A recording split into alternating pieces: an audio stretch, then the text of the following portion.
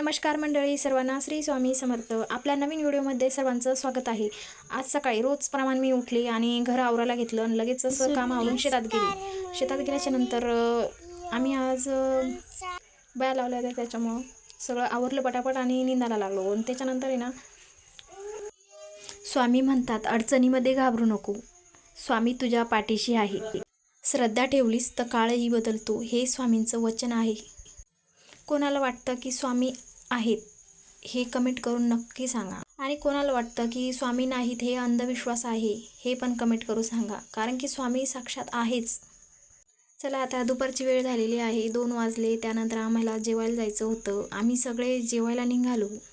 ताईंनी लसणाची पात घेतली जेवणासोबत खायला. भाजी भाकर आणि लसणाची पात एकदम लागते. कोणाला शेतात जेवायला आवडतं कमेंट करून नक्की सांगा. शेतामध्ये ना जास्तच धकतं आपल्याला, घरच्यापेक्षा जास्त जेवण शेतात धकतं. परीचे पप्पा काहीतरी गंमत सांगताय सगळ्याला. मी मसाली भाजी केली जेवायला. तुम्ही काय केलं कमेंट करून नक्की सांगा. भेटूया चला पुढच्या व्हिडिओमध्ये.